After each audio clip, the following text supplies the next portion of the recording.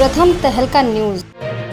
अंबाला में Rajput youth brigade association ने पत्रकार वार्ता कर हरियाणा में जगह जगह सम्राट मिहिर भोज प्रतिहार एवं महाराजा अगनपाल तोमर की प्रतिमाएं लगाए जाने और उनके नाम के आगे गुज्जर शब्द का प्रयोग किए जाने पर आपत्ति जाहिर की है। साथ ही उन्होंने आरोप लगाते हुए कहा कि गुज्जर महासभा के तत्वाधान क्षत्रिय समाज की ऐतिहासिक विरासत पर निराधार अप्रामाणिक तर्क दिए जा रहे हैं। उन्होंने मांग करते हुए कहा कि सम्राटों महापुरुषों आदि की मूर्तियां लगाए जाने के लिए एक बोर्ड का गठन किया जाना चाहिए और वही बोर्ड सुनिश्चित करेगा कि किसकी मूर्ति लगेगी और उसका क्या नाम लिखा जाएगा।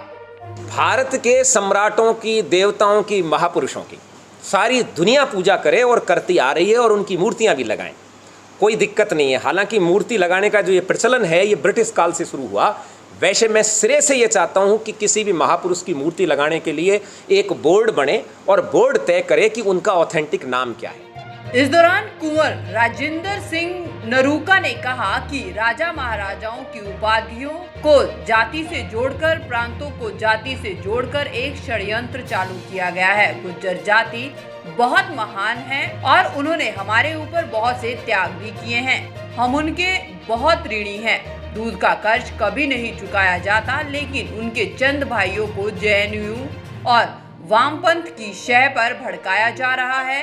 ये तो बाद में तय कर लेना कि कौन कौन सी जाति का है, लेकिन सम्राटों के आगे कोई भी जाति नहीं लिखी जानी चाहिए। सम्राट इस देश के थे, किसी के नाम के आगे कोई जाति लिखने की जरूरत नहीं है। यदि जाति लिखी जाएगी तो सही और प्रामाणिक जाति ही लिखी जाएगी। आज हमारे भाई नीरज चोपड़ा ने गोल्ड मेडल लिया है।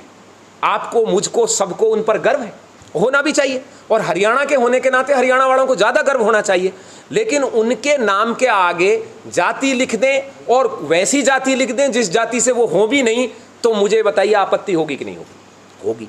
इसी तरीके से राजा महाराजाओं की उपाधियों को जाति से जोड़कर, प्रांतों को जाति से जोड़कर इन लोगों ने एक षड्यंत्र चालू किया है और वो भी कहीं के बहकावे में।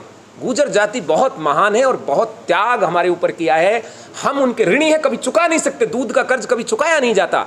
लेकिन आज उनके चंद भाइयों को जेएनयू और वामपंथ की सह पर भड़काया जा रहा है और वो भड़क के क्या कह रहे हैं? मिहिर भोज तो गुर्जर जाति से थे, पृथ्वीराज चौहान तो गुर्जर थे, महाराज अगनपाल तोमर तो गुर्जर थे, भोज परमार तो गुर्जर थे। ये गुर्जर का जब उन्होंने राग अनापा है, तब हम सबको दर्द होता है कि आप ये तो बाद में तय कर लेना वो किस जाति के हैं, लेकिन सम्राटों के आगे कोई जाति नहीं लिखी जाए। मैं नहीं चाहता कि उनके आगे राजपूत लिखा जाए।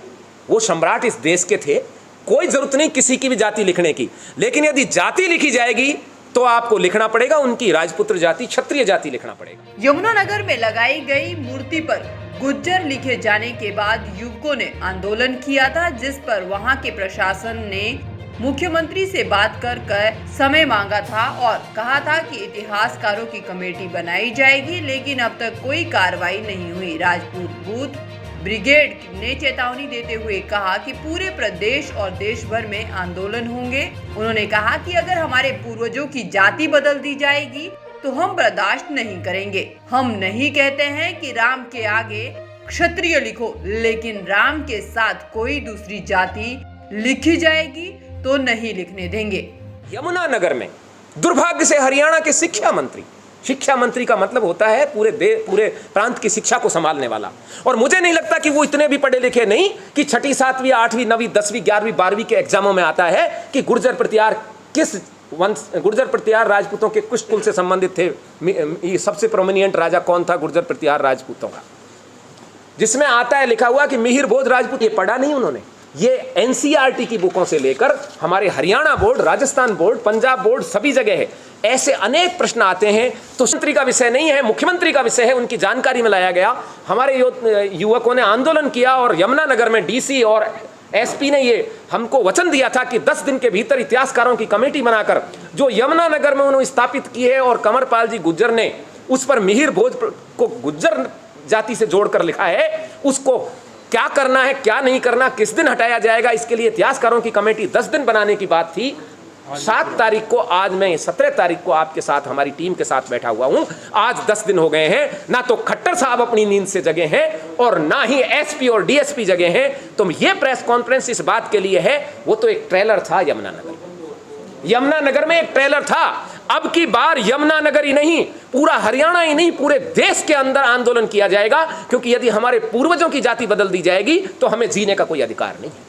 मैं नहीं चाहता राम के आगे क्षत्रिय लिखो, लेकिन राम के आगे दूसरी जाति लिखी जाएगी तो नहीं लिखने दी जाएगी। प्रथम तहलका के लिए अंबाला से ब्यूरो रिपोर्ट।